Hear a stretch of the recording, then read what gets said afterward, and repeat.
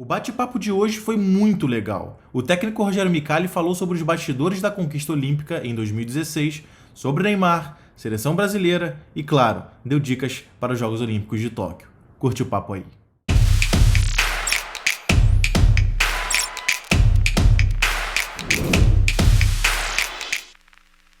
Senhoras e senhores, estou aqui simplesmente ao lado de Rogério Micali, técnico campeão olímpico, né, no Rio, nos Jogos Olímpicos de Rio 2016 com a seleção brasileira.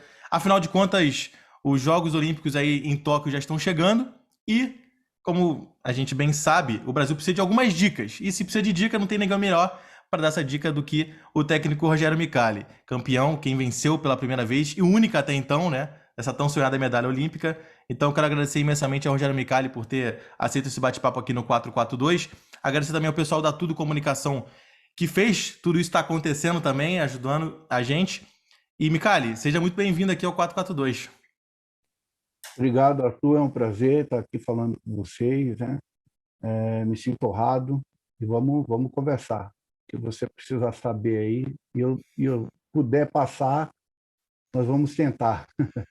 É, lógico, vamos falar muito sobre futebol, tem muitos assuntos, mas eu quero começar do começo, evidentemente. Micali, eu quero saber de você, o que passou na sua cabeça quando e como você decidiu ser técnico de futebol, que talvez seja o segundo cara, depois do árbitro de futebol, mais xingado no esporte? Como é que passou isso na sua cabeça, Micali? Cara, na verdade, assim, eu fui um atleta, né? Eu fui um jogador de futebol, na verdade, fui goleiro e eu sou apaixonado por futebol, sou um cara, assim, que a minha vida toda eu quis isso, né? Como qualquer garoto, né, que sonha, que nasce no Brasil, a gente já busca, até pelas influências de família, pai, tios, a gente busca o futebol, né? E eu fui um desses garotos, e eu tentei, lutei muito, fiz muita peneiras na minha vida, né, para ser um jogador de futebol, e eu caminhei por esse rumo, né, tentar jogar, e consegui, principalmente o clube que mais tempo eu fiquei como jogador foi o Londrina Esporte Clube, onde eu tenho um carinho imenso, sou torcedor do clube, né? E lá eu pude realizar esse sonho, jogar na equipe de base, depois fui profissionalizado, aí fui emprestado, joguei no Operário de Ponta Grossa, Pucarana. Clubes, assim, hoje já estão voltando a uma realidade melhor. O Operário de Ponta Grossa e o próprio Londrina, que estão na Série B. O Sim. Apucarana ainda não conseguiu uma recuperação, um time do interior. E depois disso eu resolvi parar muito cedo, com 24 anos, e aí eu continuei na área esportiva, me afastei um pouco, né, na verdade, e montei uma escolinha de futebol, de grama sintética, e ali começou o meu interesse por estar dando aula, por estar trabalhando principalmente com criança, foi despertando. Aí eu tive a minha primeira oportunidade como treinador na Portuguesa Londrinense. Foi ali que me despertou, de fato, a ser treinador. E eu não queria ser um treinador. Na época, era muito assim, a gente não tinha muita aonde buscar conhecimento sobre sobre a questão de ser técnico de futebol. A gente tinha a educação física, mas era muito voltada para a área escolar. Eu sou formado em educação física, e aí o sonho começou, e eu queria realmente buscar, sonhei alto, comecei num clube bem pequeno, né? Pouca gente conhece a Portuguesa, mas sempre um pouco ambicioso, buscando voos mais altos, e a vida, né, foi me levando, sonhando, estudando, lutando muito, porque é muito difícil no Brasil você ter uma chance quando você, às vezes, não é um atleta tão conhecido, não é um ídolo, às vezes, de um clube, a dificuldade é maior. E eu fui um atleta pequeno e estudante, estudei muito, e as portas vão se abrindo. Hoje a gente vê com muito mais facilidade, né, a questão da busca do conhecimento. Então, foi aí, lá atrás, que me despertou isso, e eu procurei me aperfeiçoar para quando viesse uma oportunidade boa, a gente está melhor preparado, né? Ah, legal demais. E assim, inclusive até em cima disso que você falou, das oportunidades, né? Você inclusive deu cursos também de técnico da CBF, não é verdade? Sim, vários anos eu fui professor da licença B e depois da licença A. A última que eu pude lecionar, nós tínhamos duas turmas de aproximadamente cada turma de 100 alunos, né? A maioria desses treinadores de Série A e Série B estavam participando, inclusive os auxiliares da seleção brasileira, né? Do Tite. Então, foi um período muito bom também de poder troca, né? A gente, quando você ministra uma aula, você muitas vezes mais aprende do que ensina, né? Sim. E a gente tem professores hoje, treinadores muito bem capacitados, todo mundo querendo muito ser dentro de conhecimento. Eu acho que o futebol nosso ele tem um caminho longo ainda, mas eu vejo assim com muita perspectiva boas, né? Ah, legal demais. Isso também é uma coisa que a gente vai falar daqui a pouquinho. Mas eu quero saber primeiro da sua última passagem agora no Al Hilal, né? Fora do país, numa nova realidade, diferente, mas nem tão diferente assim como a gente estava falando aqui nos bastidores antes, né? Como é que foi essa sua passagem por lá, Micali? Tudo intenso. Se existe uma palavra para definir toda essa trajetória no Hilal, foi intensidade. Eu fui me apresentar um projeto porque, infelizmente, eu tive um irmão, um amigo muito próximo, que é o Carlos Amadeu, que faleceu lá. E aí eles estavam em busca de um nome, né, com um currículo parecido do Amadeu, e eles já tinham falado comigo anteriormente, só que eu tinha outros projetos. Acabou que dessa vez veio num momento que eu achei interessante, com perspectiva de ir para a base, organizar a base, a gente ia tratar com, eles chamam de time B do Hilal, porque estão com uma pretensão de usar jovens valores logo no futuro, só que com o projeto de eu assumir a primeira equipe. E eu gostei, era um contrato de 1 ano e meio, acabei indo, só que com 1 semana e meia dirigindo a equipe B, já me apareceu a oportunidade da equipe A. E você dentro de um projeto totalmente novo, um futebol diferente, formas de trabalhar diferente, cultura diferente, nomes diferentes. Então você ter que assimilar tudo isso em 1 semana e meia realmente é difícil. Mas foi muito proveitoso e nos saímos bem, porque a equipe estava 5 pontos atrás do líder. A equipe do Hilal teve um ano muito difícil de oscilação, ela não conseguia ganhar 2 jogos consecutivos desde dezembro. Caramba. Então, isso para o Hilal é terrível. O Hilal é inadmissível uma situação como essa. E a gente conseguiu colocar o time na liderança, abrimos 3 pontos do segundo, ganhamos 4 jogos consecutivos e estava muito bem. Tanto é que agora terminou campeão da liga, né? A gente entregou líder e de lá não saiu. Nós saímos faltando 4 jogos para terminar a competição. E nós saímos também porque voltamos a oscilar, só que oscilamos numa outra competição, que foi a Champions Asiática, correspondente à nossa Libertadores da América aqui. A gente classificou no grupo, um grupo muito equilibrado, mas voltamos a ganhar, empatamos o primeiro jogo, ganhamos 2 seguintes, perdemos o terceiro. Ganhamos e perdemos. E aí, no Hilal, eles não estavam prontos para oscilar novamente dessa forma. E aí houve a conversa, a pressão estava extremamente grande. Nós perdemos 2 jogos só na Liga Saudita e ganhamos 6 jogos, empatamos um. E aí veio o presidente conversar comigo, eu estava de uma forma interina na equipe e achamos melhor naquele momento, por tudo que estava acontecendo fora do clube, que estava afetando diretamente a todos dentro do clube, a gente romper, né? Eu fiquei triste porque eu sabia que nós seríamos campeões árabes, porque estava encaminhado para isso, e ocorreu o desligamento. Mas, como eu te falei, foi tudo muito rápido, intenso, mas todos os objetivos que foram me dados quando eu assumi a equipe, quando eu fui para o Hilal, foi alcançado. Nós fomos campeões do time B, coisa que não acontecia há anos. Nós classificamos na Champions, difícil, passamos muito aperto, e acabamos campeões da Arábia Saudita. Então, eu fiquei extremamente satisfeito. Eu acho que não cabia, naquele momento, eu retornar para a equipe B, para cumprir mais um ano de contrato, e chegamos a um acordo que seria melhor cada um seguir, né, o seu caminho, e eu só tenho a agradecer ao Hilal, porque é um clube gigante, é muito bacana, eu não tive a oportunidade de ver a torcida no campo, que está retornando agora, né? Tá voltando a ter público, 2 jogos atrás já começou.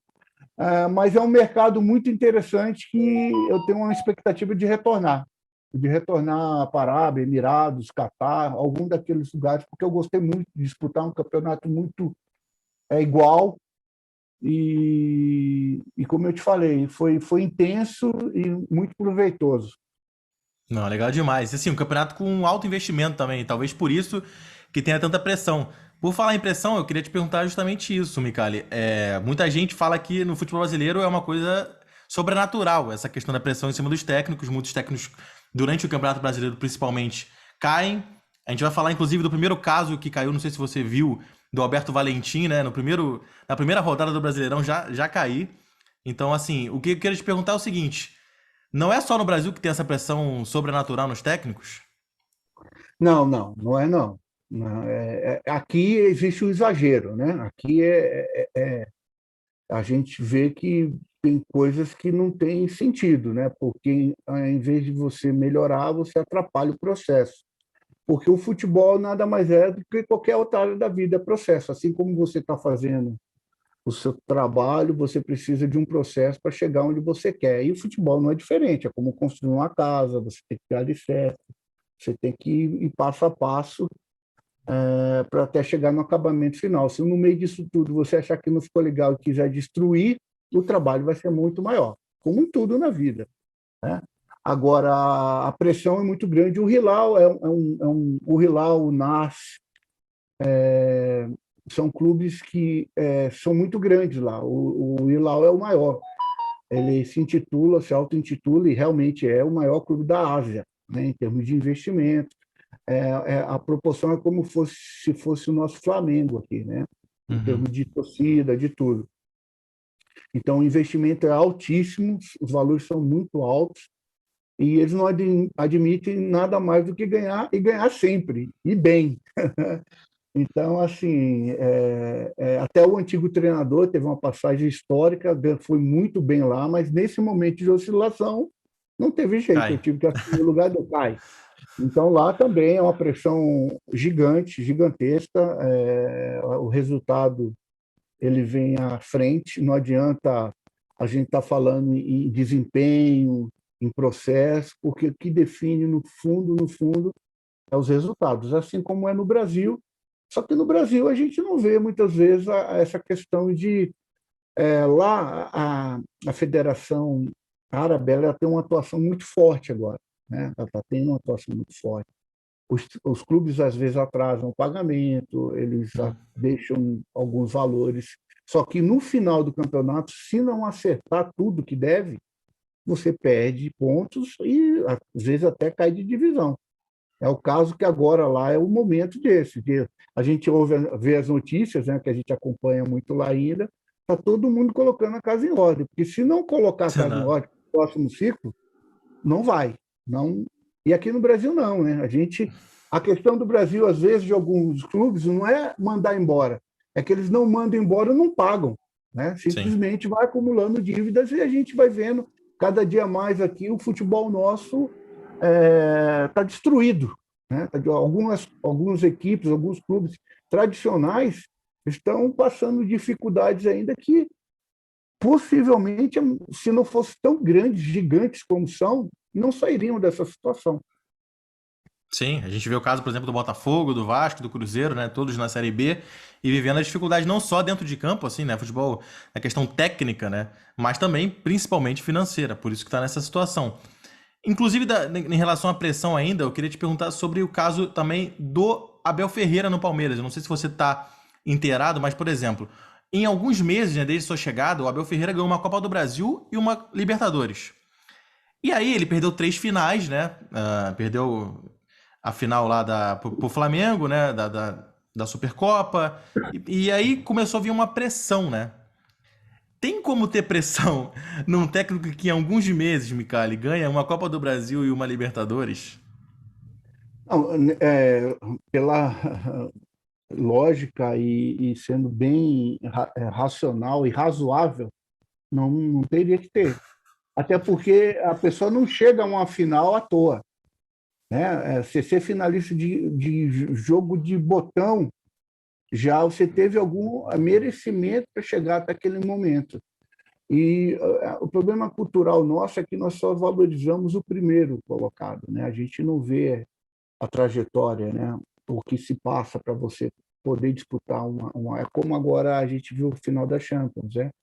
O É, Guardiola, ele está em busca aí pelo City desse primeiro título e pô, bacana a atitude, o reconhecimento dele com ele mesmo, porque muitas vezes a gente não pode se deixar contaminar pelo que vem de fora, porque o que vem de sim. fora hoje, nós vivemos numa sociedade não só brasileira, mas mundial, de um momento extremamente difícil, onde as pessoas estão cada vez mais sentido de você ter você ter o amor, vamos dizer assim, pelo próximo, né? Ter a sensibilidade de entender as dificuldades que às vezes uma pessoa para chegar em algum lugar ela teve que passar determinadas coisas, as pessoas não, elas jogam isso no lixo muito fácil. Não tem Elas só empatia, vê, né? e a palavra é essa, a empatia. A gente está vivendo num mundo sem empatia, não é só o brasileiro, não. E isso é muito preocupante, ainda mais com esse momento de coronavírus, tudo isso. O que eu vejo aqui, faltando o assunto Abel, é que ele não está acostumado com isso. A gente vê por ele, né? As entrevistas, ele está chocado. Ele chega, Sim. às vezes, aparentemente, demonstra até um abatimento, porque não está acostumado, de fato. Ele vem de uma cultura que as pessoas elas estão um pouquinho mais avançadas em discernir processo, que às vezes é um só que vai ganhar, mas tem Sim. que ver se o trabalho, dentro daquilo que ele tem em mãos, está sendo bem feito. E ele vai ter que acostumar. Veio para o Brasil, infelizmente, aqui é dessa forma. A gente fala, a gente tenta expor a nossa. Se a gente não mudar, a gente vai ver cada vez um futebol mais feio. O calendário nosso é extremamente desumano. Ninguém tem condições de jogar em alta intensidade, não só física, porque muita gente a gente só atribui a intensidade à questão física. Tem uma série de outros fatores intensos, como pensar, a Sim. pessoa cansada, a pessoa já voo, a gente mora num país muito grande, os deslocamentos são muito grandes, a, a, a temperatura de um lugar é muito diferente de outra, e tudo isso reflete em rendimento. Então, se a gente tenta falar isso, mas não adianta, parece que soa como desculpas, né? Porque se acha que se ganha muito, e por se ganhar muito, você tem É. que ir além daquilo que você tem possibilidade de oferecer. Então, enquanto a gente não se atentar para esse tipo de cobrança, essas mudanças, enquanto a gente não tiver pessoas profissionais com entendimento melhor sobre como fazer futebol, a gente vai estar sempre tocando no mesmo assunto, voltando a falar das mesmas coisas, né? E essa pressão é desumana. Aí, o calendário nosso, até a hora que eu me perco, eu não sei o que é que eu estou assistindo. Se é Copa do Brasil, se é Sim. estadual, se é brasileiro, se é Copa Sul-Americana, se é Libertadores. Eu É coloco, tudo às vezes, junto. É? eu coloco num canal de TV, às vezes eu falo, aí eu começo a ver o jogo, aí eu vejo, aí depois, do que é esse jogo? Esse jogo é o quê? De que é a competição? É engraçado, porque realmente é uma loucura. Não, e eu conversei, né, com o Guto recentemente, Guto Ferreira no Ceará, técnico do Ceará, e ele me disse justamente isso, que em maio, por exemplo, o Ceará disputou 15 jogos em 30 dias, né? Então, assim, Você não ele teve treina, que. né? Então, ele falou que tem que fazer o time A, B e C, né? Então, assim, porque não tem como, é impossível, impossível. Arthur, e aí o Guto, E ainda tem um agravante o grupo, porque ele tem a Copa do Nordeste, que eu não coloquei nesse pacote. Né? Exatamente, exatamente. Então, o Nordeste hoje, com esse calendário, é destruir treinador, porque você acaba. Você não pode, você vai querer optar. E se você ganha uma Copa do Nordeste, mas você perde o estadual, o seu cargo está em jogo, né? Assim, lá na Arábia Saudita agora também aconteceu um fato que não acontece, né? De jogar a cada 4 dias. Os jogadores chegavam, tinha jogador que pedia para não jogar, porque não estava aguentando. E olha, 4 dias de intervalo. 4 dias. Aqui seria um sonho. Aqui seria um sonho. Aqui seria o mundo perfeito, né? Mas, infelizmente, aqui eu já vi time jogando. Ele está jogando uma competição, no outro dia ele está jogando outra, o mesmo time. Então é impossível, é impossível. Então, era isso que acontecia, né? Quando eu falei com o Guto, ele tinha um jogo, se eu não me engano, no sábado, aí no domingo não tinha, e na segunda-feira já tinha um jogo. Então, assim, um dia de intervalo, como é que faz, né? E aí, ao mesmo tempo, ele é cobrado por resultado. E aí, como é que vive o treinador? Como é que faz? Ninguém quer saber, ué. É o caso a gente acabou de falar do treinador do Palmeiras. Ele também está com o calendário muito apertado, e aí as finais que ele disputou são finais de um jogo apenas. Sim. Perdeu nos pênaltis. Nos pênaltis. Pô, e as pessoas não querem saber, cara. Não querem saber como é que foi. Se vira para ganhar e ganhar tudo, né? Até porque você está num grande clube e tem que ganhar, né? E aí eu vejo que ele está sentindo assim, um pouco essa nossa cultura, né? E todos lá fora falam muito disso, né? Todos lá fora. A gente conversa com vários treinadores e eles comentam que é irracional. E jogadores também. Jogadores como, vamos dizer, o Cuejá, que jogou aqui no Flamengo, né? Ele está lá. E a opção dele está lá porque ele pode viver com a família dele, ele tem um tempo maior para poder trabalhar. Aqui no Brasil ele só jogava, e chega um momento que a pessoa, o próprio atleta, ele fala, pô, eu não consigo ficar em casa, eu não consigo ver minha filha, eu consigo ver minha mulher, porque concentração, viagem, concentração. O tempo inteiro. E além disso, eu não sei como funciona lá, até quero que você me diga, dessa questão em relação ao jogador de pressão, por exemplo, o Cuejá que você falou, aqui no Flamengo, se tá num momento ruim, é torcedor batendo no seu carro, todo esse tipo de pressão. Lá não tem isso, eu imagino, tem? Não. Lá não tem. Lá é rede social, lá é como se tem aqui, mas essa questão de aeroporto, de invadir CT, esquece. Até porque se acontecer um negócio desse lá, as leis são muito severas, né? Sim. Então não existe essa pressão assim, como aqui é rede social. Rede social, que hoje é um novo instrumento que todo mundo descobriu, ganhou a voz de todos, se faz ser ouvida, né? Sim. É claro que a pessoa der a importância para isso, porque tem hora que você tem que se desconectar dessa situação, porque todo mundo tem um time, todo mundo tem um jogador de preferência, todo mundo tem uma forma de escalar uma equipe, então não dá. Mas lá na Arábia, não, em relação a isso, não. No Brasil está caminhando para algumas coisas assim, está muito recorrente. A agressão aos jogadores, à comissão técnica, a invasão de CT. Isso é preocupante, realmente. Isso afugenta muita gente que, às vezes, tinha vontade de vir jogar no Brasil, mas, em função das notícias, acabam não querendo, né?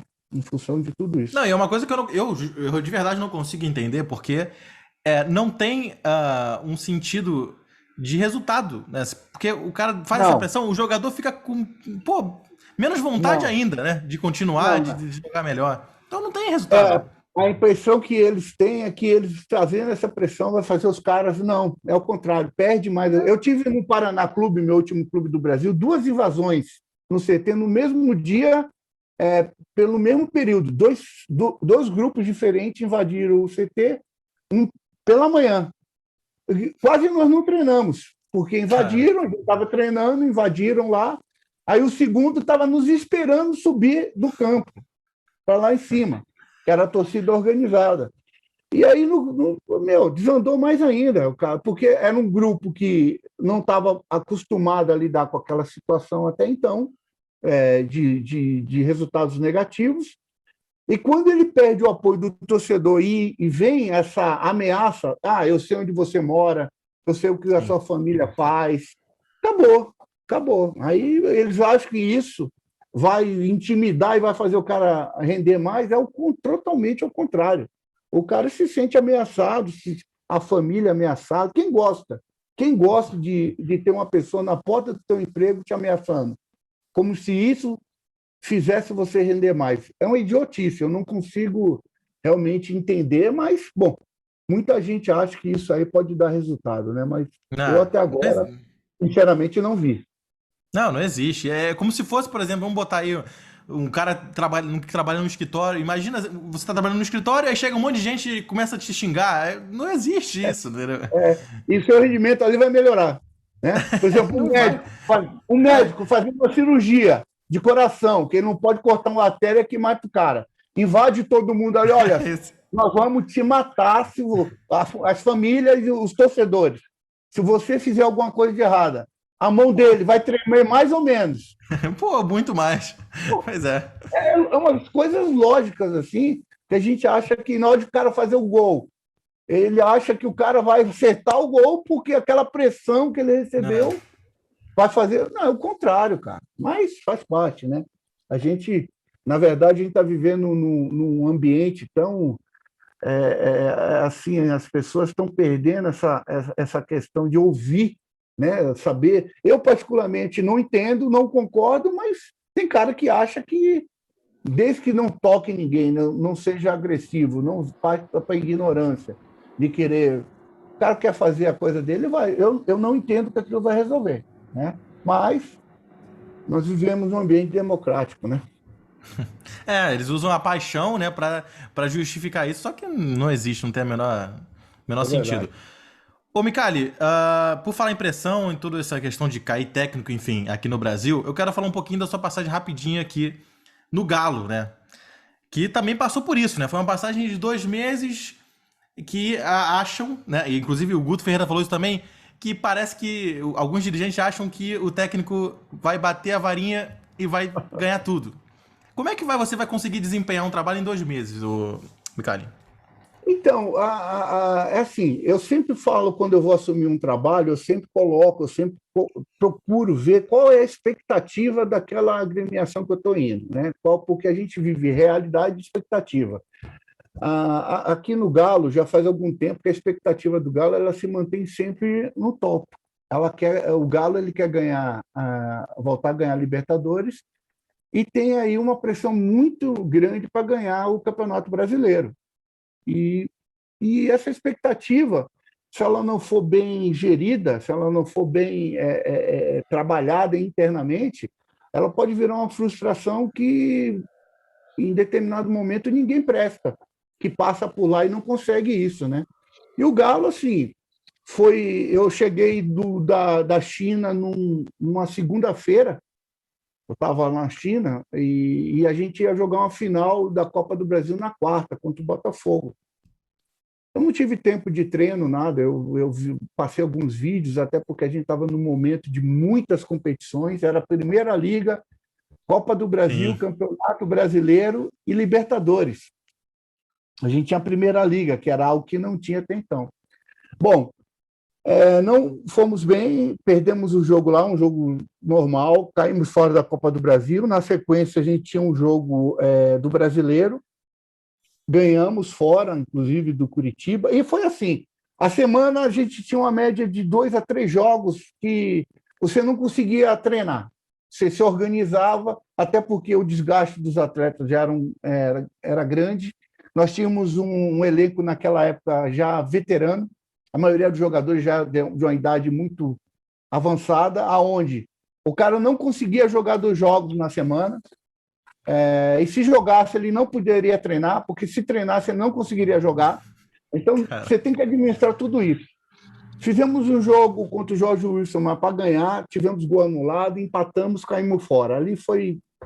Caímos fora de 2 competições muito próximas.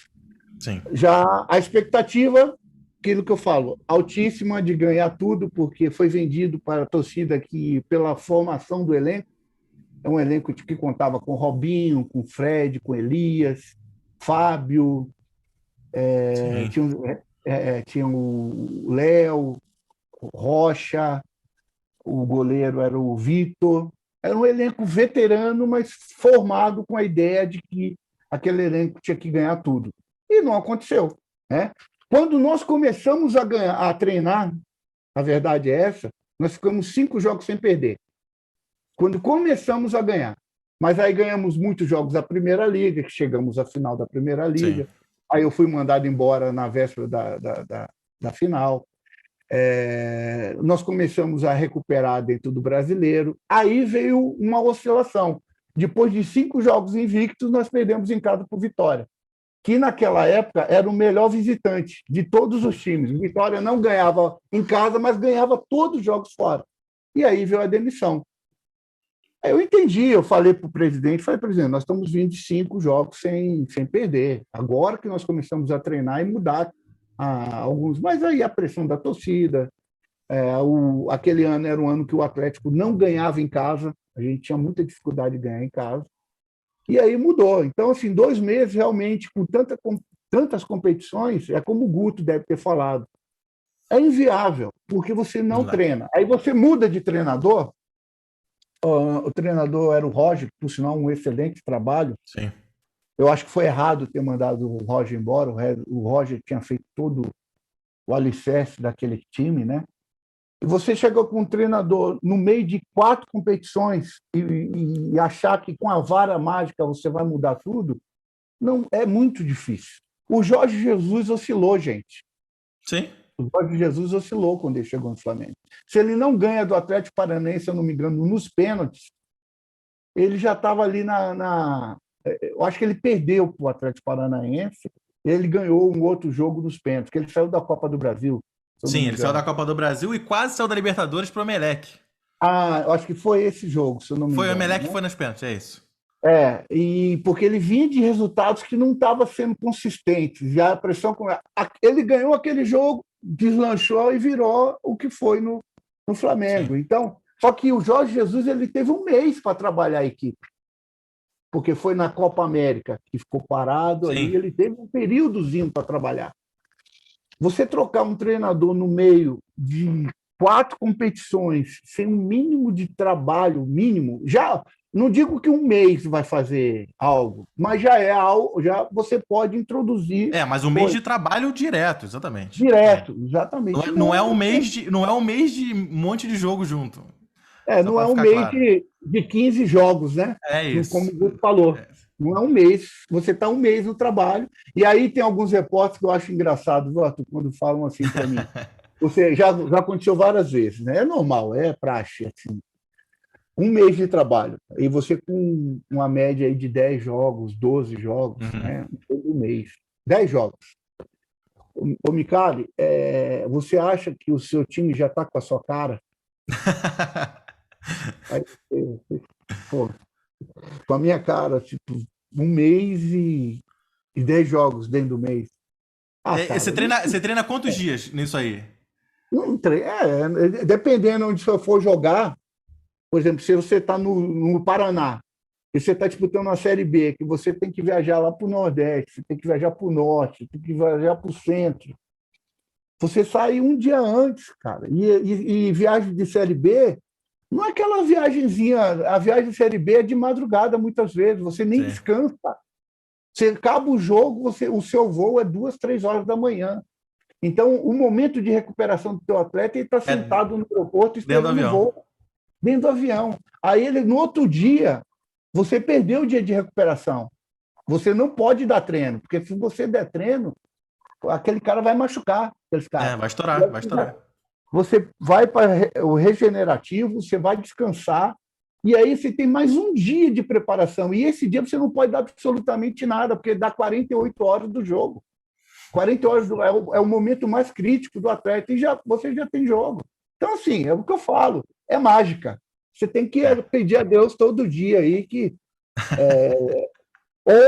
ou que não acontece no Brasil, você tem um conhecimento muito grande de elenco e você consiga manipular as peças e se fazer entender, né, dessa forma. Aí a imprensa, quando você muda 3, 4 jogadores, ué, mas por que mudou? Por quê? Sim. O time ganhou o jogo passado e ele entra com 4 mudanças e aí E você não aí, ganha. exatamente, aí que tá. E aí você não ganha. Mas também foi inventar moda. O que ele tinha que mexer no É o time? professor Pardal, é. Então é uma alquimia. É verdade, é difícil. E além disso, para você mesclar, você tem que ter elenco, né? Nem todo mundo tem elenco. Perfeitamente, perfeitamente.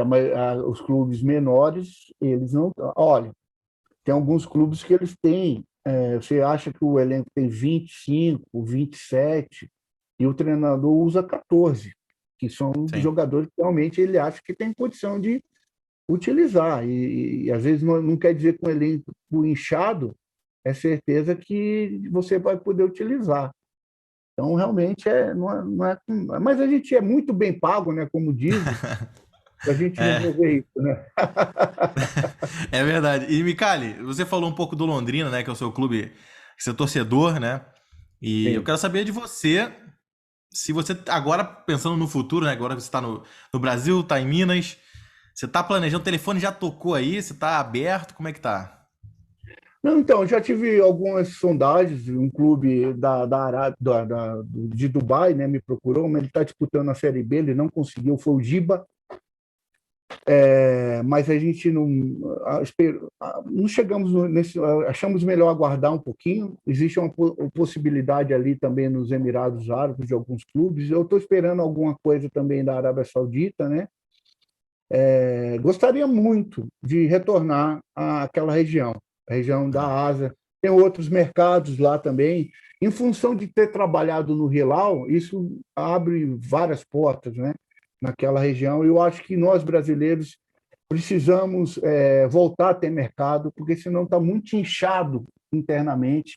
Com essa abertura do nosso mercado, realmente nós temos muitas opções de bons treinadores no Brasil e a gente tem que voltar a abrir esse mercado. A gente tem hoje eu estava liderando a competição na Arábia Saudita, né? Fomos campeões, não mais à frente, porque o outro treinador que chegou no meu lugar fez 3 jogos, também foi contratado por 3 jogos. O Carille fez uma baita campanha esse ano, chegou em terceiro ou quarto, se eu não me engano. O Chamusca ganhou um título da Copa do Rei. Foi o primeiro o primeiro título do clube dele, do Faisal. Isso é uma marca importante. Ele já saiu do Faisal e agora está no Al-Shabaab, que é um clube maior. Então, assim, existe um outro treinador brasileiro que subiu uma equipe para a segunda divisão de lá. Então, assim, o mercado ele voltou a ser. O Mano foi sim. agora, em função desse momento nosso lá na Arábia, aí voltaram a olhar para o brasileiro. Até então, a gente estava com o mercado muito fechado, com essa campanha que eu estava fazendo, o Carilha, abriu o mercado para o Mano. Então, eu acho que é um mercado que a gente quer continuar abrindo, né, tentando abrir. E... Mas, se não for possível, a gente está atento ao mercado interno também, aparecendo uma boa oportunidade, né? É que realmente eu gostaria de sair, mas Isso que eu ia te perguntar, Micali. Se pinta uma proposta de um time de Série A, te balança ou não? Você quer mesmo sair? olha, eu já tive algumas sondagens de clubes de Série B e nesse momento eu preferi segurar porque Uhum. é que acabou a competição da Arábia Saudita no final de semana agora, domingo acabou. Várias competições naquela região acabaram recentemente. Então esse é o Então, período para. esse é o período das trocas, do mercado. E como existe algumas possibilidades, eu optei, porque não seria legal também eu assumir um trabalho aqui e acontecendo alguma coisa lá, você abandona o trabalho, né? Eu prefiro não prefiro aguardar, esperar, né? Ver o que vai acontecer para depois definir. Agora, a gente é profissional, a gente está no mercado, eu quero trabalhar, Claro. eu gosto muito do que eu faço, mas a minha prioridade nesse momento é fora do país. Micali, você falou você comparou o Al Hilal com o Flamengo aqui, né? E eu quero te perguntar justamente sobre isso. Como é que faz hoje para marcar o Flamengo? Que é uma equipe, eu até perguntei isso pro Guto também, que é uma pergunta que realmente eu gostaria muito de saber, porque hoje é uma equipe separada. E aí, eu perguntei pra ele justamente isso que eu também te replico. Se você faz marcação alta, né, você tem que ter primeiro zagueiros rápidos, né, porque vai tomar uma bola nas costas, e aí você dá uma bola nas costas com o Bruno Henrique, com o Gabigol, é complicado. Ou você recua as linhas, joga mais compactado, mas vai sofrer boa parte do jogo. Como é que faz pra parar o Flamengo? É uma boa pergunta. Primeiro passa pelo teu elenco, onde você vai estar trabalhando para você poder definir esse critério.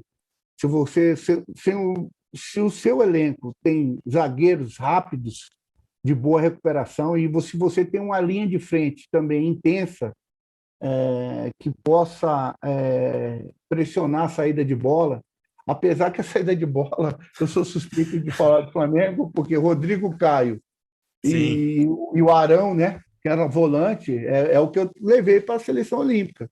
A minha E saída de vamos bola, falar muito de seleção olímpica. a minha saída de bola era com o Rodrigo Caio e com o Marquinhos. Então, Por- mesmo que você aperte, eu tinha no gol o Everton, que sabe jogar com o pé com muita qualidade. Então, a sua saída de bola era qualificada.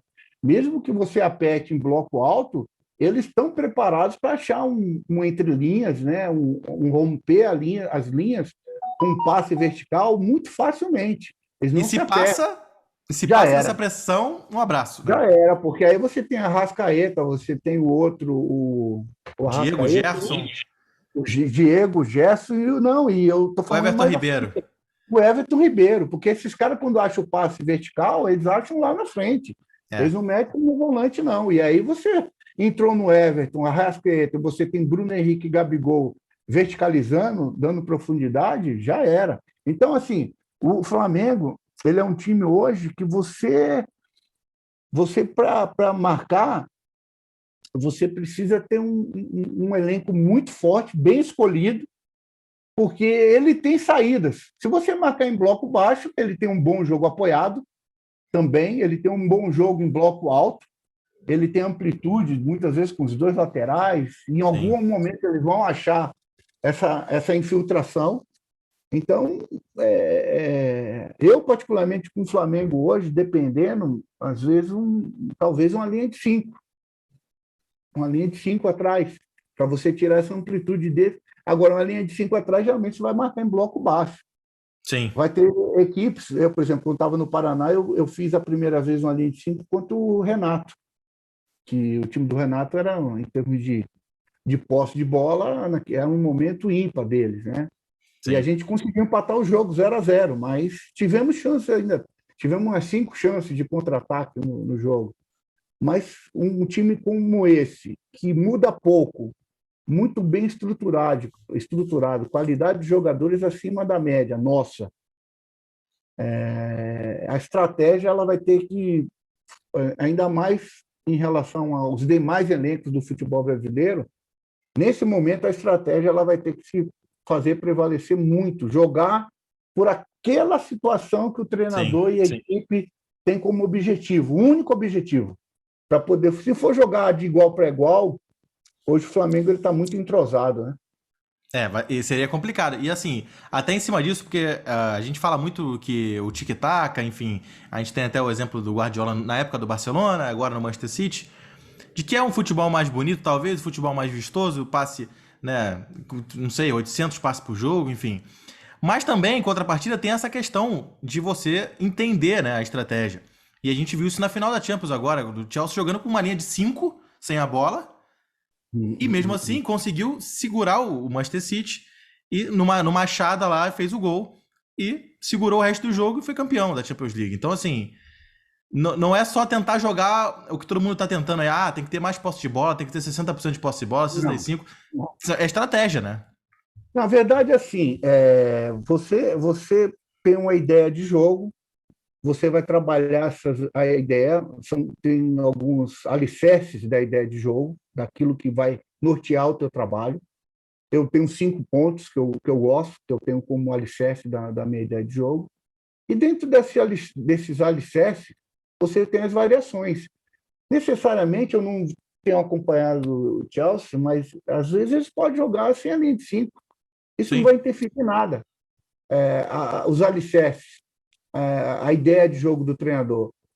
Esporadicamente, para enfrentar uma determinada equipe que pode ser superior à tua, você pode usar a estratégia de colocar uma linha de 5 atrás, mas não vai te impedir de ser um time agressivo, um sim. time intenso, um time quando tem a bola seja vertical, que busca o gol com velocidade. É só uma estratégia. Agora, nós ainda temos alguns paradigmas no futebol brasileiro que quando você joga a linha de 5, às vezes eles falam que você joga com 3 zagueiros. Eu nunca falo uma linha de 3 zagueiros, eu falo uma saída de 3. A saída de 3 é extremamente importante no futebol atual, porque se você sai com uma linha de 3, você está jogando alguém da linha de 4 para frente, você está criando Sim. superioridade numérica em algum outro setor do campo. Então, aquilo que nós fazíamos anteriormente, que quando se usava 3 zagueiros, era taxado como defensivo, na verdade é o contrário. Aí eu não digo 3 zagueiros, eu falo linha de 3, porque essa linha de 3 ela pode ser usada, às vezes, com 2 zagueiros e um volante, ela pode ser utilizada com 2 zagueiros e um lateral, ela Sim. pode ser utilizada com um zagueiro, um volante e um lateral. É uma linha de 3, é uma saída E de os alas 3. sobem, né? Sobem. Aí tem várias formas de você usar alicerces da ideia. A equipe, se você tem tempo de trabalhar, a equipe vai estar bem definida. Como você vai mexer isso de acordo com o teu adversário é a questão, mas não vai interferir, não vai te atrapalhar no desenvolvimento da ideia central, que você treinou para isso. Pepino no Brasil, que não existe ideia central, porque você não tem tempo de instituir os alicerces para que depois exista as ramificações. Eu quero jogar no 4-3-3. Não, hoje eu quero jogar no 5-3-2. Isso são ramificações. Até porque também eu não gosto muito de usar esse linguajar, porque o futebol, quando você consegue detectar no momento ofensivo como a equipe está jogando, você se torna previsível. Sim. Eu acho que o futebol ele é vivo, ele está em mudança constantemente, porque joga-se 11 contra 11. E para você criar superioridade numérica em algum setor, você vai ter que deslocar um jogador de algum lugar para ir num setor onde você tem a bola e criar superioridade numérica. Então, ele está vivo, ele está mudando o tempo todo. E Sim. é isso que a gente precisa avançar em termos de entendimento para passar para o público, para o torcedor. Porque às vezes você faz um negócio desse, o que vem é que a equipe está desorganizada. É. E na fase ofensiva, se alguém falar que a minha equipe está desorganizada, para mim é um elogio ao tal do caos. E o caos, com princípios de organização, ele é super bem-vindo. Sim, Ele é você super desorganiza a bem-vindo. marcação deles, exatamente. Exatamente, você sai da organização defensiva do adversário. Então, eu até em cima disso, né, eu vou até falar que é o seguinte, na época do Sampaoli no Galo, né, essa desorganização era bonito. Mas quando é um técnico brasileiro fazendo isso, aí já é desorganização, né? Então, são visões, né? Hoje a gente valoriza muito o produto, o de fora. Não que seja ruim. Sim, Eu acho que o produto de fora ele é bom. Existem escolas no mundo que elas estão já instituídas há muitos anos.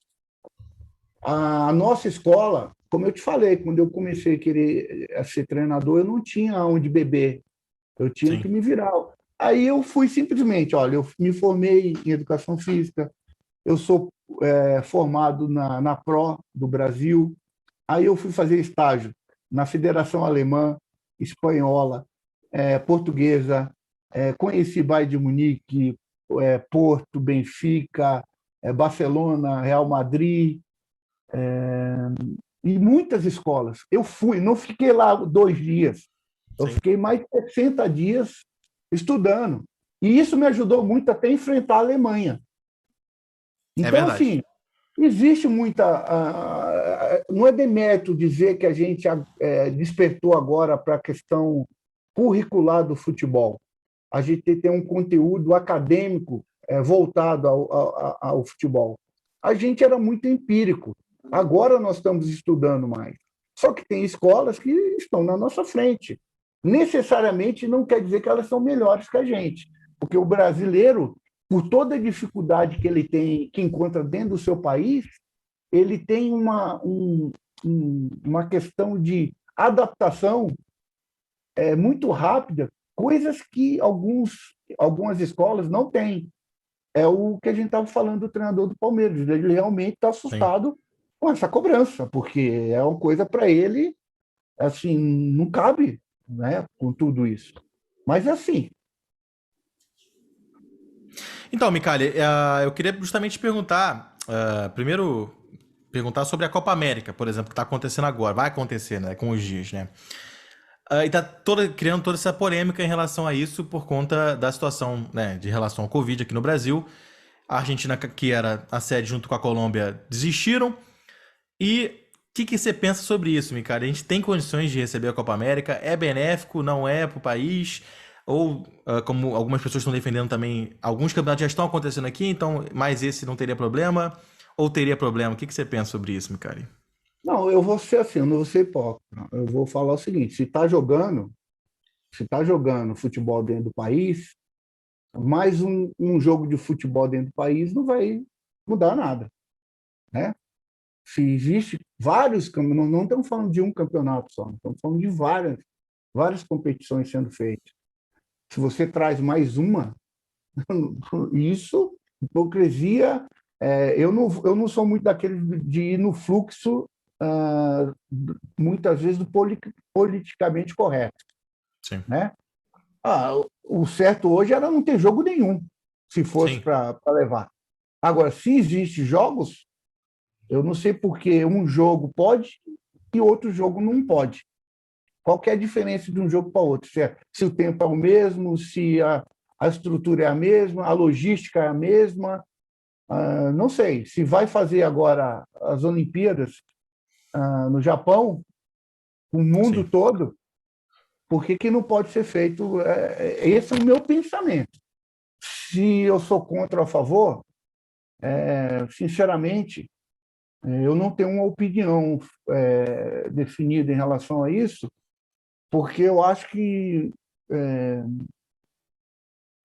eu vejo que é tanto jogo, é tanta coisa, a gente está perdendo, sabe, até isso eles estão conseguindo fazer, a gente perder a nossa identificação com aquilo que a gente tinha de mais precioso no meio de futebol, que é a seleção brasileira. Sim. A seleção brasileira vai jogar uma Copa América, e daí? Que atração vai ter isso, Sim. de fato? O que vai trazer para os torcedores, para o público em geral, por apaixonado por futebol? Vai ser mais uma Copa América, como essa que a gente teve agora recentemente, Sim. dentro do Brasil, vai ser outra dentro do Brasil, com as mesmas equipes, sabe? Eu acho que falta um pouquinho de inteligência, sabe? Eu não sei quais os interesses que tem, porque às vezes a gente dá uma resposta muito simplista, né?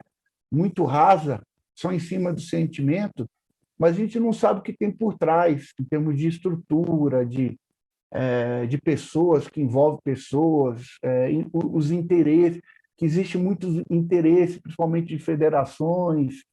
A gente já vai ter um ano político dentro de federação, aí depende de votos para se Sim. manter como sempre se manteve. Então, assim, é muito. A minha opinião é que a gente está banalizando o maior produto que nós temos, que é a nossa seleção. A gente está repetindo algumas coisas que acabou de serem feitas, né? E aí vai enchendo o saco. Já já vai chegar o ponto de o nosso torcedor não assistir mais até a seleção brasileira. Que Então, adianta? já caiu bastante essa Eu não questão. queria falar isso, né? Eu não queria falar isso, porque Eu parece sei. que, né? Mas assim, o desinteresse começa a Cresceu, se né? tornar e cada vez nós estamos trabalhando para que esse desinteresse continue crescendo, sabe? Claro. é uma coisa muito importante, eu acho, é a maior paixão. Nós somos o maior detentor ainda de títulos mundiais, nós somos a única seleção que tem todos os títulos mundiais. E muitas vezes trata-se de uma forma que o futebol é o menos importante, às vezes. Sim. A impressão que a gente tem. O mais importante é todo o que tem ao redor, os interesses que norteiam o futebol. Infelizmente, o futebol acaba pagando por todo esses interesses que a gente muitas vezes não sabe nem quais são. Sim, então, eu sei que você não queria falar, mas assim, o que eu sinto, em conversando com amigos, enfim, é que realmente esse desinteresse pela seleção aumenta, né? As pessoas, claro, eliminatórias as pessoas acompanham muito pouco, a Copa América também já tá desgastada, e aí só cresce de fato na Copa do Mundo, que talvez é a competição mais importante para a seleção. Eu abri um espaço para algumas perguntas de fora, o Micali, e até em cima disso da seleção, o Henry, né, que não é não é o Thierry Henry, mas ele é muito fã do Henry. E ele pergunta o seguinte: que você acha sobre o ciclo de renovação da nossa seleção, né? Que para ele, o Henry, é muito demorado esse ciclo de renovação. E ele quer saber de você se é por falta de jogadores de qualidade para suprir essas necessidades ou se simplesmente tem algum dedo político nisso para ser tão devagar essa renovação aí na seleção. Não, não, isso até é uma situação. Por eu ter estado lá dentro, eu consigo ter uma ideia. Né? Político não é, não existe isso. Essa questão de que muitas vezes se fala, tem interferência de A, de B, do presidente. Não, não existe isso. Da Nike. Falavam muito, porque o Sim, jogador é da Nike. Não, nunca vi isso dentro da CBF, no período que eu estive lá. Agora, o que acontece é o seguinte: existe uma autoproteção que é normal para qualquer treinador que trabalha no Brasil. Para uma renovação acontecer, você tem que oportunizar jogadores jovens. E que, em sim, alguns momentos, esses jogadores jovens eles vão oscilar. Eles não vão dar a resposta que todos querem. E essa oscilação, o Brasil ela não sabe aceitar. O Brasil não sabe passar os 12 anos que a Alemanha passou se preparando para ganhar o título novamente, com a mudança radical da forma de jogar. Saiu da bola longa, com domínio de um atacante forte, grande, onde dava de primeira para um meia que estava chegando e dali resolvia o jogo. Eles foram para um jogo apoiado, um futebol de amplitude, um futebol que eles chamam de zona vermelha, bem estruturado, bem frio para se jogar, mas extremamente eficiente, mas que só veio dar resultado anos depois. sim. A gente só quer os últimos 6 meses da Alemanha. A gente não quer passar pelos 12 anos. E isso, o nosso treinador ele é muito experiente nesse quesito. E aí ele se vê obrigado a fazer uma forma mais lenta esse processo de renovação. Porque no primeiro momento que ele perder alguma coisa que as pessoas acham que ele não poderia perder, vai ser mandado embora. E aí Sim. existe a autoproteção, que é natural de todos nós, não é dele, é de todos nós. Então, quando o momento é importante, se traz o Thiago, se traz o Dani, se traz o. Né, vai trazendo pessoas que vão dar um suporte para os jogadores mais jovens. Aí, em relação à geração, nós temos uma das melhores gerações de todos os tempos. Eu posso afirmar categoricamente que eu sou um treinador que vem de base. Então, eu acompanho muitas promessas de base. Nós temos Militão, nós temos Rodrigo, nós temos Nery, nós temos o Júnior, o O que está no Real Vinícius Madrid. Júnior, sim. Nós temos uma safra de jogadores jovens assim, olha, que O fazia Pedro muito do tempo. Flamengo, eu acho que vai ser o 9 da Pedro, seleção. Pedro, né? O Gabigol, que a gente acha que o Gabigol é um Gabigol. veterano. O Gabigol tem idade olímpica ainda. 24, né? Não tem, eu acho que 24 ainda. Ele tem idade, ele não vai tomar uma daquelas. Ele, o Pedro, o Thiago Maia, que está machucado no. Eu O levei Gerson. muito. O Jesus tem idade olímpica. Sim. Então, assim, é que a gente acha que esses caras são velhos, porque a gente está vendo já há muito tempo. Não, são jogadores jovens, só que já estão mais experientes, porque Sim. começaram cedo. E isso não acontece na seleção porque o risco é muito grande, né? Do treinador, o Mano fez a renovação, perdeu a Olimpíada, foi mandado embora. Acontece. A maioria dos treinadores que são colocados para renovar, quando oscila, que é normal, eles são desligados. Não temos a paciência do processo. O Tite ele quebrou um tabu na CBF, no futebol brasileiro, que a gente nunca tinha visto isso. Eu nunca tinha visto isso. Talvez aconteceu antes de eu ter nascido. Um Uhum. treinador que perde uma Copa do Mundo, ele consegue dar sequência para um novo ciclo. Eu Sim, nunca ele não tinha visto. ganha a Copa, né? E segue. Eu nunca tinha visto isso. Então, assim, é uma quebra, né? Já é uma quebra. Então, quem sabe, né? Porque eu acho que a CBF ela tem que dar o exemplo também. O que aconteceu comigo, eu acho que não foi legal. Eu tinha acabado Sim. de ganhar uma Olimpíadas e fui mandado embora por causa de um sul-americano, aonde eu não consegui convocar os jogadores que eu queria, porque os Então, clubes não. essa foi uma pergunta, inclusive, que tinha aqui. Por que que você não continuou, né? Por que que não teve a continuidade na seleção olímpica? É porque eu não ia fazer o sul-americano, não ia, seria o Carlos Amadeu, estava tudo programado para não ir. Eu tinha acabado de ganhar um título um mês, eu estava cansado, porque é o tipo de competição que mentalmente, psicologicamente, desgaste por toda a pressão que envolve. E existia um planejamento dentro da CBF, feito com o Damiani, que era o coordenador, que eu não iria conduzir o sul-americano, porque eu estava muito focado nos jogadores, no trabalho da Olímpica. De última hora, me chamaram na CBF, através do Edu Gaspar, e mudou tudo. Mudaram tudo. Falaram, não, nós precisamos que você vá, né? É importante que você vá, né? Você tem que ir. Eu falei, olha, eu estou acabando de vir de um ciclo muito desgastante, já existe um trabalho sendo feito pelo Amadeu, até seria ruim, né, fazer isso, porque tiraria uma oportunidade do Amadeu, Sim. do outro profissional, mas não houve jeito. Eles quiseram que eu fosse, principalmente o Edu, e eu fui, e realmente não consegui convocar quem eu queria. Foi aquele momento de troca de comando, principalmente desse setor de coordenação, né? Uma série de coisas que aconteceram, que não vem ao caso, né? Mas a gente realmente nós classificamos a primeira fase, fomos para o hexagonal, e um gol que tomamos aos 48 do segundo tempo da Argentina, que a gente estava ganhando, para disputar a final, empatamos e ali desandou. A coisa desandou, porque emocionalmente o grupo sentiu e a gente foi para ganhar o último jogo contra a Colômbia e empatamos. Primeira vez na história que aconteceu uma seleção com 6 pontos no hexagonal final não classificar.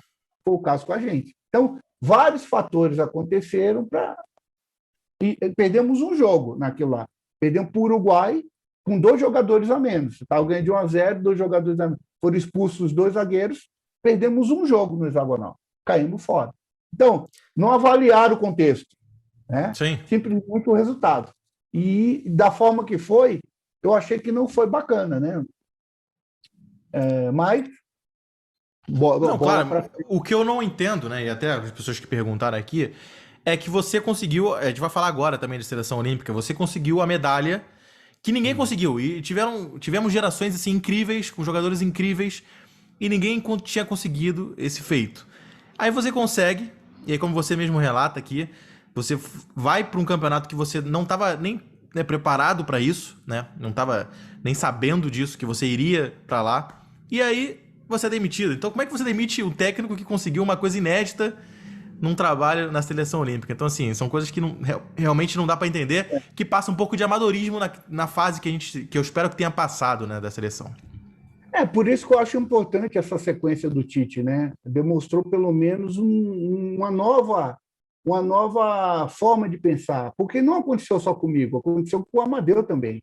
Na Sim. sequência, ele foi para um novo sul-americano, aí ele não classificou e ele foi mandado embora, né? O único que conseguiu não ter resultado e permanecer foi o Tite, né? Sim, Então, ele quebrou essa questão que o futebol brasileiro, né, demanda de um cara que não ganhar, ele é mandado embora, independente do resultado. Mas tem muita coisa que a gente, às vezes, não externa, porque não sim. vale a pena, que acontece dentro dos bastidores, né? Que sim, eu fui pego de surpresa em muitas coisas, né? Mas a vida, dentro do futebol, a gente aprende que funciona. Infelizmente, existe sistema em todas as áreas do mundo, né? Sim. E que o futebol não foge a isso. E eu sou um cara de muito peito aberto, de tranquilo de lidar. Eu sempre lutei muito por tudo. Eu contei rapidamente a minha história. Eu nunca fui um cara de um grande clube, assim, tops do futebol brasileiro. Eu não comecei em grandes clubes top do futebol brasileiro. A minha vida sempre foi muito. Se eu cheguei à seleção brasileira um dia, foi porque eu estava em um momento da minha carreira de base que eu conquistei todos os títulos possíveis, mas não só títulos. Hoje mesmo a seleção brasileira ela tem alguns legados Sim. da minha passagem. Talvez um dos maiores o futebol brasileiro, que muita gente conhecia, é o goleiro Everton. A época que eu levei ele para a Olímpica, ninguém sabia quem era o Everton. Era um Sim. goleiro do Atlético Paranaense, né, que nunca tinha vestido a camisa de nenhuma seleção brasileira. E a partir daquele momento ele se tornou o campeão olímpico. Ele foi para o Palmeiras, tem ganhado vários títulos, internacionais e nacionais, e hoje ele está na seleção principal com méritos. Isso é um legado de quem é formador, é captador. Hoje tem lá, eu tenho o Rodrigo Caio na principal hoje, tem o Jesus, que subiu muito cedo, tem o Gabigol voltando na seleção, tem o Marquinhos. Ou se você analisar a seleção hoje principal convocada, existe um legado da Olímpica nessa principal. Sim. Então, isso é talvez o maior trabalho de categorias menores da seleção brasileira.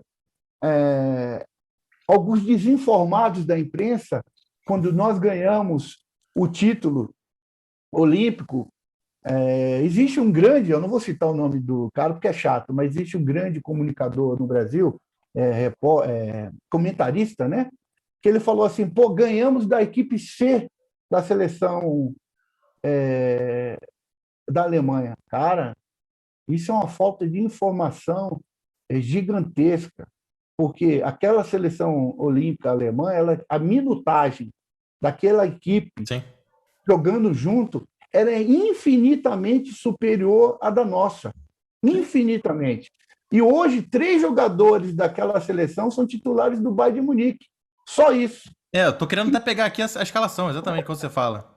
Porque É eu lembro impressionante. disso. Porque E agora tava, e esse tava mesmo. batendo em todo mundo. A Alemanha tava batendo em todo mundo. Todo mundo. E esse mesmo comentarista é fácil, sei lá, porque como que o cara joga? Para ele, como profissional da área, Sim. é até ruim, porque é uma desinformação violenta, né, em relação ao que ele falou. É como alguns dizem da Venezuela, quando a gente ganhou de 1-0 da Venezuela no Sim. Sul-Americano. Até então a Venezuela estava invicta e ela veio ser vice-campeã mundial depois. Ela só tinha esse jogador aí, que é um dos melhores que estava no Santos. O 10 Sim. dele era o baixinho, Eu sou teu, né? o Teodo. O De La Cruz, que do River, era do Uruguai. Então, assim, Sim. cara, às vezes a Aqui, falta ó. de informação.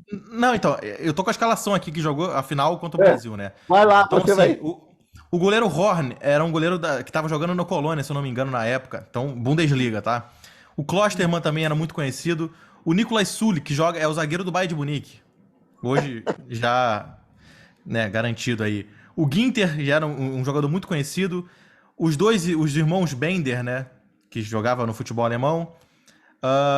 O Julian Brandt, né? Também muito conhecido. O Selk e o Gnabry, que era o atacante que estava até pouco tempo também no Bayern de Munique, né? Eu acho que ele ainda tá no Bayern de Munique. Então, assim, todos muito conhecidos por quem acompanha o futebol. Então, de longe não era o time C. Eu não tô fazendo a sua defesa aqui, mas de longe não era o time C. Não, eu acho que talvez, olha só como é a questão do copo, né? Sabe aquela coisa, aquele ditado que é bem conhecido, o copo meio cheio, meio vazio? A nossa seleção, a nossa seleção era uma das seleções mais jovens porque nós tínhamos Gabigol com 19 anos, Sim. nós tínhamos Jesus com 18 anos, nós tínhamos o Maia com 18 anos, nós tínhamos o Zeca, nós tínhamos o que mais? O Luan Novo também com Sim. 22 anos, 21. Nós tínhamos ali o Neymar, que tinha 23 para 24. Os dois mais velhos, o Renato Augusto, e um goleiro que até então não era tão conhecido, que era o Everton. Sim. Era o Renato Augusto, que era um jogador. O Praz tinha sido cortado, né? Eu tinha cortado. Então, assim, nós tínhamos uma média de idade muito abaixo das outras.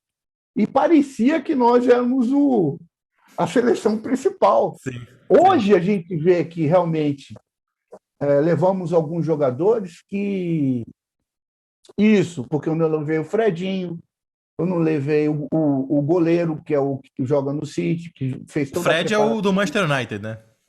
O Fredinho, que era o nosso volante. Eu não consegui levar o goleiro, o goleiro que é do City agora. O Ederson. O Ederson. Não conseguimos levar, porque o Benfica não liberou. Nós não conseguimos levar outro que está lá na seleção agora, que era frequente na nossa seleção, mas era o lateral direito, que era do Mônaco, que agora está no Liverpool. O Fabinho. Fabinho, a gente não conseguiu levar o Fabinho. Hoje está. Então, assim, o legado daquele processo é muito grande para o futuro do nosso futebol.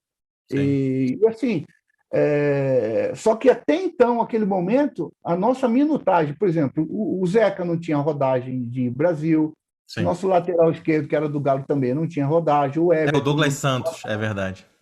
Não tinha rodagem, o Thiago Maia, pouca rodagem, o Luan, pouquíssima rodagem na seleção, Gabigol tinha, Jesus, que fez a rodagem comigo, que ele foi para o Mundial comigo quando ele era 2 anos mais jovem, era de sub-20, eu levei ele para o sub-18, a gente foi vice-campeão mundial.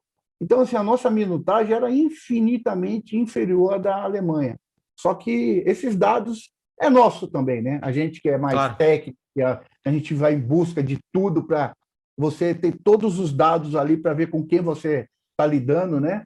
Mas não pode não falar uma besteira dessa, que era a equipe C da Alemanha. Infelizmente isso é uma desinformação. Uma desinformação. E assim, era até legal aqui, tô vendo aqui, né, a escalação, de que era quase um 4-2-4, né? Porque você já não ataque Neymar, o Gabigol, o Gabriel Jesus e o Luan. Então, assim... 4-2-4. Era 4-2-4. Só que eu fazia a linha de 3, eu fazia uma linha de 3, que eu dava amplitude, às vezes, com os dois laterais. Eu colocava o Renato Augusto para fazer do lado, principalmente do Zeca. Aí eu ficava com a saída de bola com, olha só, Marquinho, Rodrigo Caio e Renato Augusto. E tinha o Wallace também, o Wallace, né? O Wallace ficava como o número 1. Era uma linha de 3 com o Wallace. Se a gente perdesse a posse de bola, era o cara que seria o que caçava com um pouco mais de qualidade nesse aspecto. Sim. Então, em termos de saída de bola... é muita qualidade. A gente ia achar o passe. E aí, quando a gente transpusesse a primeira ou segunda linha de marcação adversário, cair no pé do Luan, do Gabigol, do Neymar e do Jesus, cara. E aí vira um caos. E aí eu não queria realmente essa a posição fixa. Eu comecei com Jesus por dentro, como ele fez, só que eu não estava legal. Eu coloquei ele para a beirada, como ele jogou comigo no sub-20. Coloquei o Neymar como meia, como ele está fazendo hoje no Paris. E coloquei o Luan, que na época era um falso 9, que também trabalhava nisso. E coloquei o Gabigol do lado direito. Isso. Aí virou um caos. Aí virou realmente um caos, e a gente deslanchou, e foi muito bacana, porque a característica dos jogadores também me propiciou a isso, né? Eu saí de um jogo posicional, quando os dois primeiros jogos, porque eu tinha uma preocupação do lateral apoiar e o Neymar não acompanhasse tanto, mas eu aprendi também que nenhum lateral do mundo que marca o Neymar que sobe, né? É coisa que a gente aprende também. Isso, e eu vi que eu poderia fazer isso tranquilamente. E aí mudamos e a coisa andou melhor, né? Mas foi isso. É como a gente falou do Flamengo, uma boa iniciação de jogo com qualidade e depois que você transpõe as linhas, vira um inferno, porque Vira. outros jogadores de qualidade também outra linha. Só que o jogo contra a Alemanha foi muito equilibrado. Foi um Sim. grande jogo. Foi um grande jogo. E assim, talvez isso seja uma coisa que muito torcedor gostaria de ver novamente, para quem sabe ter essa aproximação novamente com a seleção principal. Que se fosse, assim, eu tô falando aqui por exemplo, assim, mas assim, que se fosse um 4-2-4 novamente sendo visto na seleção brasileira, sabe? Com essa movimentação no ataque, eu acho que talvez seja isso que o torcedor queira ver novamente, sabe? Você vê que a gente tá atacando, que tá tentando, porque tem qualidade, sabe? Então, eu acho que talvez isso Arthur, aproximaria. é isso que eu tentei recuperar na seleção brasileira. Essa colocação sua foi perfeita. Quando eu assumi a seleção brasileira, a gente sentou, nós fomos discutir o DNA do nosso futebol. Qual é o nosso DNA? O que é a nossa seleção? O que ela precisa ser para ela despertar o interesse do Sim. nosso torcedor? E é isso, a gente não pode ganhar de qualquer jeito, infelizmente, cara. Eu acho assim, ganhar é sempre ganhar, é muito difícil ganhar. Agora, eu não sei se você acompanhou a seleção de 82. Se Ixi, não. você A seleção de 82 foi uma seleção linda na época, para aquele tempo, para aquele momento, foi uma seleção Sim. linda, um futebol bonito. Você deve ter acompanhado a de 94? Não, então nasci um ano depois. Mas eu sei que a de 94 não era bonito e ganhou. Então, cara, o brasileiro é assim. Pô, nós ganhamos um título que precisava ganhar, porque a gente estava muito tempo sem ganhar, sem vencer. Ganhamos, mas se você for falar para um brasileiro daquela época, para o torcedor, ele torce o nariz, Sim, sim. porque ganhamos, mas não foi do jeito que. E é engraçado isso, porque aí a gente vai para o clube. O clube, eles não querem saber como vai ganhar, eles querem ganhar. Se ganhar como o Flamengo ganhou com Jesus, vira Deus. Sim. Mas quer ganhar. Né? É impressionante. Mas a seleção brasileira, não. A Tem que seleção atacar. brasileira, É. você ganha jogando bem, e jogando bem assim, bonito. Sim. Isso é o nosso DNA. Agora, como fazer isso? Aí é para o treinador. Sim. Se vira para fazer. Você tem essas peças, todas à sua disposição, e se vira. O jogador, o torcedor brasileiro, ele não gosta de um jogo pragmático. Não. Ele não gosta de um jogo pragmático. Sabe? O nosso DNA é outro. E é isso que a gente. Ah, mas, pô, aí tem aquelas frasezinhas, mas quem gosta de espetáculo tem que ir no teatro e não no futebol. Cara, mas para nós não. Para nós Sim. nós queremos espetáculo. É assim que funciona. Sim. Né? Nós queremos ganhar e, de preferência, dando espetáculo. E algum tempo, em função da evolução do futebol, a gente começou, em função da nossa cultura, a gente começou a ficar com medo de perder. Porque Exatamente. toda vez que a gente perde, gera um rompimento de trabalho. E a gente começou a ficar cada vez mais pragmático. Existe uma escola muito forte que predomina o nosso futebol hoje. Existe uma escola. Ela tá muito enraizada no nosso futebol. Né? E não aqui, não, pelo amor de Deus, não quero tirar não é demérito nenhum, pelo contrário, isso é um case de sucesso. Mas existe a escola gaúcha. A escola gaúcha de futebol, se você for ver bem hoje, muitos profissionais que vêm da escola gaúcha, eles trabalham no mercado brasileiro, porque é uma escola ela dá muito resultado, porque ela tem um jogo Vence. muito. Ela É. vence. Ela vence. É Mas não verdade. é um vence e não convence às vezes, né? Mas, Mas mas vence. assim, É é isso. uma Aí vence. escola que ela é uma escola que se adaptou ao que é o futebol brasileiro, Sim. nos clubes principalmente. E é uma Sim. escola que estudou, são profissionais bem preparados, Claro. existe universidades no Sul de muito boa qualidade, e a característica cultural do futebol do Sul é um futebol, né? A maioria dos clubes do interior, aquele futebol mais Pegado, de é. pegada, aquela coisa de jogar, às vezes, por uma bolinha, duas bolinhas. Só que isso veio de uma tal forma para o futebol, de uma forma geral, e pegou. Porque Sim. nós temos muitos treinadores que vêm dessa escola e conseguiram resultados importantes no nosso futebol. E aí virou uma tendência, como tudo é no mundo. Quando se ganha, quando se vence muito, vira uma tendência. Só que a seleção brasileira, a gente tem que estar atento, porque tem uma particularidade. É diferente do clube, mas as atitudes que se tomam lá quando se perde é a mesma que no clube. É igual. Sim. Então, aí é o paradoxo, que saber lidar com isso. Então, eu até quero falar isso, assim, claro que você não precisa falar isso, não se comprometer nesse caso, mas assim, eu acho, na minha opinião, o Tite poderia fazer mais do que faz. Mas aí é essa a questão, é a escola, é um jeito de se jogar, que talvez, acho que o torcedor fica chateado nesse sentido, por exemplo, na última Copa, de ver o Gabriel Jesus sair da área pra marcar, saída de bola, sabe, sair da área pra acompanhar, ou às vezes você vê pontas de muita qualidade saem, marcando, se preocupando mais em marcar lateral do que trazer o perigo pro lateral, né? Pro lateral não subir pensando que se ele subir, ele vai deixar um espaço pro cara que tem muita qualidade. Então, assim, talvez essa mudança de perspectiva, né? Que a gente, né, como você estava até falando, que a gente mudou, né?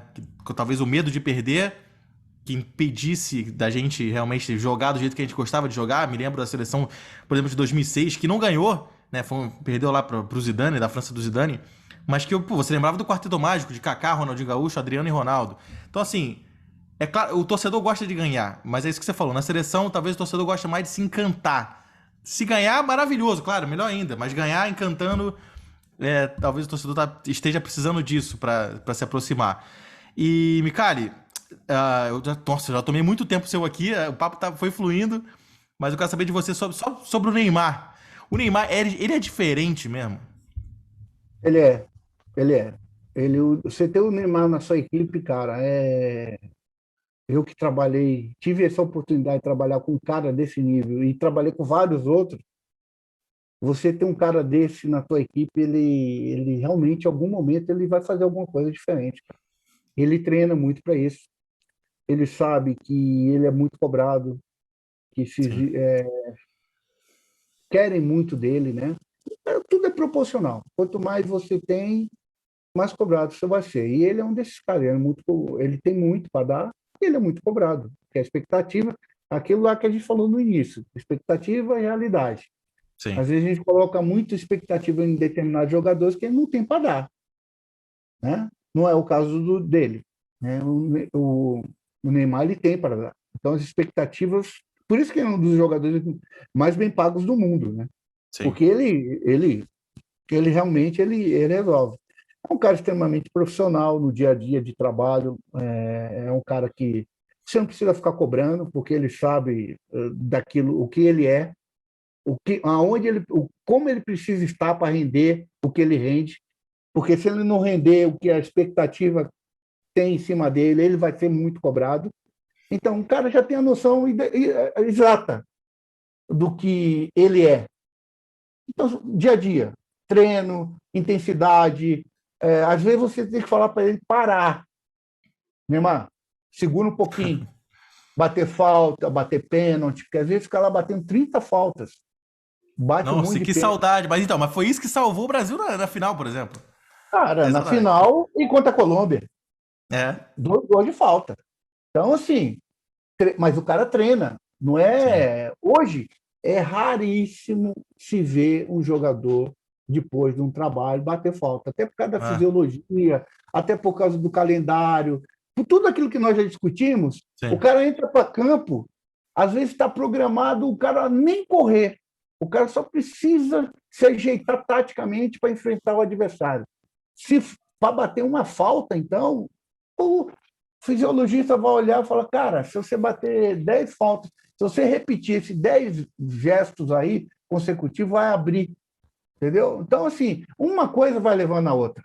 Agora, se você tem uma semana livre, é obrigado você pegar seus atletas, no mínimo, 2 vezes por semana, antes da sessão principal de treino, porque é um refino, a gente chama de refino isso aí, é um gesto técnico que você tem que estar descansado para poder executar bem, e vai lá treinar, chegar um pouquinho antes. Mas não tem isso, você não existe um calendário. Aí as perguntas, os caras falam assim, pô, não se vê mais gol de falta no futebol brasileiro. É. Não se treina mais. E por que não se treina? Porque não dá. Não dá, porque ou é uma coisa ou é outra. Agora, o Não, Neymar não é que não se treina falta, não se treina, nada. Não tá não se se treina. treinando. Né? Nada, nada, nada. Até uma finalização. A gente fala muito da periodização tática, que a gente, eu acho, eu uso muito isso, mas eu também uso muito o trabalho analítico, de refino do atleta. Até hoje o futebol é isso. Você vai para um jogo e aí você vai fazer uma análise de quando que um atleta teu chutou, fez um trabalho de finalização. Quando você está nessa loucura, você vai ver que o cara fez um trabalho de finalização, às vezes 2 meses atrás. E aí o cara começa. Aí o cara fica aleatório o gesto dele. Ele não treina. É a mesma Sim, coisa o cara sim. jogar basquete e ele não arremessar na cesta. Isso não entendo, entra na minha cabeça. O cara tem que ter aquele contato diário para ele se tornar um bom arremessador. E o Sim, finalizador, um atleta, ele precisa ter um trabalho diário de alguma forma, que ele repita no mínimo 5 vezes aquele gesto, no mínimo, para ele se tornar um bom finalizador. Agora, se o cara não faz isso durante um período longo, cara, ele não vai se sentir confortável quando estiver na frente do gol. E aí, voltando ao Neymar, o Neymar não, o Neymar é essa questão aí de treino, de postura dentro de uma concentração, que a gente 45 dias junto, não tenho nada a falar, só elogios, só elogios. Agora, E, por fora de campo, aí já não nos aí pertence. sai da alçada, não tem muito o que fazer, né? Aí E, não. Micali, você acha ainda que o Neymar vai ser o melhor do mundo? É uma questão que está sendo debatida. Muita gente quer, claro, pela qualidade que ele tem, mas será que ainda dá? Tá chegando no auge dele ali, né? Cara, eu acho que chegou no momento do Demar que não, aí que tá, existem os sistemas em todo lugar, sistemas, né? Eu uso muito tropa de elite, o sistema é Sim, foda, né? sim, Cara, existe uma imagem que o Neymar veio criando durante esses anos todos e, cara, ele vai ter que fazer chover. Ele vai ter que ser campeão do clube, da Champions, ele vai ter que bater sim. um campeão mundial, vai ter que bater, e bater bem, para ele poder ter chance. Porque se não for dessa forma, olha só, nós já somos muito discriminados, né, cara? Você nunca vê nenhuma eleição que envolva a UEFA, você não, raramente você vê alguma coisa aqui sul-americana Não sei. sendo. Né? É lógico que a gente está falando de jogador. Agora, como é Sim. que você não vai dar para o Messi ser o melhor jogador do mundo? Só se o Messi ele faz chover também, né? Durante muito tempo. Agora, existe também um sistema que se valoriza muito produtos daquele meio, coisa que aqui no Brasil e na América do Sul nós não entendemos ainda. Nós valorizamos ainda um produto muito que não é nosso. Agora, eu sou contrário a isso, tem que se valorizar o que é bom, tanto para um lugar quanto para o outro. Porque não é possível que não tenha jogadores aqui na América do Sul que, jogando aqui, possa concorrer num prêmio desse. Aparecer, figurar pelo menos. E não aparece. Lá Então, não aparece. lá atrás, por exemplo, eu acho que tem nessa discussão, eu não vou me recordar, mas assim, pelo que o pessoal diz, o Edmundo, numa época, jogou, pra muita gente, foi o melhor do mundo. Só que não tinha a menor chance dele disputar lá. Porque Eu tava aqui acho no isso futebol brasileiro. absurdo. Então, o É. que que é? Não é futebol? É É, futebol jogado na América do Sul, na Ásia, na Europa, não, mas nós não vemos isso. Nós sim. vemos um direcionamento para uma região. E assim como eu questiono isso lá, eu questiono aqui também.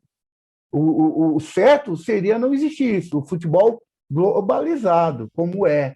Ah, se o cara apareceu lá na África, o cara arrebentou lá, independente, pô, por que não? É, Você nunca vai como o ver. próprio nome diz, né? É o melhor do mundo, não é o melhor da Europa, né? Então, então assim, esse critério, só que aqui é o contrário. Nós brasileiros também olhamos muito para o que é feito lá. E Sim. aí valorizamos demais, né? São os dois extremos. Só pra fechar, a última pergunta aqui do Augusto Rodrigues, que é corintiano, e ele tá preocupado justamente com o Luan, que foi um cara que você treinou, pegou muito jovem, né, na seleção olímpica, e ele disse que foi um destaque na seleção na sua mão, mas quero saber como é que você enxerga essa queda de produção do Luan no Corinthians, né? Na real, no finzinho do Grêmio ali, antes de ir pro Corinthians, já tava numa queda, e aí no Corinthians também ele não conseguiu mostrar quem é o Luan de verdade, né? Campeão da América, enfim, 2017 pelo Grêmio. O que houve com o Luan? Você sabe como dizer, Micali? Bom, eu sei dizer, talvez tecnicamente, dentro do modelo de jogo. Agora, não sei o que está passando pelo Luan pessoalmente, que isso interfere em rendimento. Não tem como separar. Às vezes, o pessoal, não, tem que separar o atleta, o jogador, do homem, da pessoa Luan. Não. Se coisas aqui fora, no âmbito pessoal, forem coisas que não estão caminhando tão bem, vai interferir no rendimento dentro de campo. Não existe essa separação. Isso para mim é conversa fiada. Ah, não, dentro de campo aqui eu esqueço tudo. Não, Não, seu ninguém é filho está robô, né? seu filho está numa UTI, no hospital, sou não sei o quê, você vai entrar em campo e você, em alguma, eu só vou pensar no jogo. Você já vai para o jogo preocupado, já vai Sim. interferir na tua ida para o jogo. Então, no aspecto técnico, eu vejo o Luan um jogador, ele é um jogador que hoje o futebol mundial, a maioria dos clubes, ele não é tão bem-vindo, porque existe um jogo hoje muito posicional desenvolvendo no mundo. E o Luan, ele rende mais de uma forma anárquica. Quando eu digo anárquica, vamos no popular, claro, ele é um peladeiro, né? No Joga bom solto. sentido, joga só, no bom sentido, porque Sim. peladeiro, pode ser pejorativo, não. Se souber usufruir dessa característica, e o Guardiola fez muito bem isso com o Messi, quando ele colocou o Messi naquela época como falso 9, e o Messi tinha liberdade de vir flutuar e estar muito próximo da bola e criar superioridade numérica no setor, o Barcelona decolou quando saiu de uma beirada e veio por dentro. Eu acho que o Luan ele tem essa característica muito boa dele jogar como falso 9, foi no auge dele, no Grêmio, que eu coloquei na seleção assim, que ele foi um dos destaques, me ajudou muito, de ele poder flutuar, dele não ficar estático, porque se confunde muito o jogo posicional e se ele não for bem feito, ele se torna previsível. E jogo previsível na fase ofensiva é matável. Sim. E aí o cara não aparece. Então o Luan ele tem essa característica de ter uma liberdade maior para poder atuar criando superioridade numérica aonde a bola estiver. E se isso for utilizado em prol da sua equipe, ele vai aparecer muito mais. Agora, a maioria das equipes, hoje, inclusive do futebol brasileiro, estão atuando num jogo mais posicional. E aí colocar um cercadinho ao redor do Luan, você limita muito o poder, né? A característica que ele tem como maior potencial de desenvolver o futebol dele. Legal, legal demais. Então, Augusto está respondendo a sua pergunta. Todos nós torcemos, o Luan é um jogador de muita qualidade, e talvez esse tipo de pergunta é justamente porque ele pode oferecer mais, né? Isso que você tinha falado até do Neymar, de grandes jogadores. Então, a gente só cobra de quem realmente sabe que pode entregar, né? Micali, não sei nem quanto tempo deu esse bate-papo aqui, mas eu sei que foi muito longo, rendeu bastante, falamos de vários assuntos, como eu te falei, né? Vamos falar de futebol, eu acho que é o que o público quer saber. Então, pô, foi muito legal. Te agradeço demais aí a presença aqui no 442. E se quiser, parte 2 mais pra frente a gente pode fazer, viu, Micali? Direto da Arábia, talvez, hein? Opa, foi um prazer. É sempre bom falar de futebol. É sempre bom a gente estar discutindo, né? Aprendendo um com o outro. Que isso é uma troca. Tenho certeza que você vai ir melhor de uma conversa como essa contigo, como às vezes, muitos amigos nesse mundo, né? A gente fica, às vezes, 3, 4 horas, não vê a hora passar trocando ideias, né? Quem é Sim. apaixonado por isso, né? Gosta muito. Então, foi um prazer participar com você, estou à disposição. A hora que tivermos outra oportunidade, vai ser um prazer novamente. Vamos fazer assim. E pra você que assistiu a gente aqui, deixe seu like, se inscreva no canal, faça esse canal crescer. Como eu falei lá quando eu entrevistei o Guto, se inscreva e divulga pros amigos, porque a gente vai cada vez mais trazer gente legal, como o Rogério Micali aqui, pra gente falar sobre futebol e vários outros assuntos. Então, obrigado, Micali, obrigado ao pessoal da Tudo Comunicação também que fez esse bate-papo acontecer. E tamo junto aí na próxima entrevista aqui no 442. Obrigado, gente. Valeu.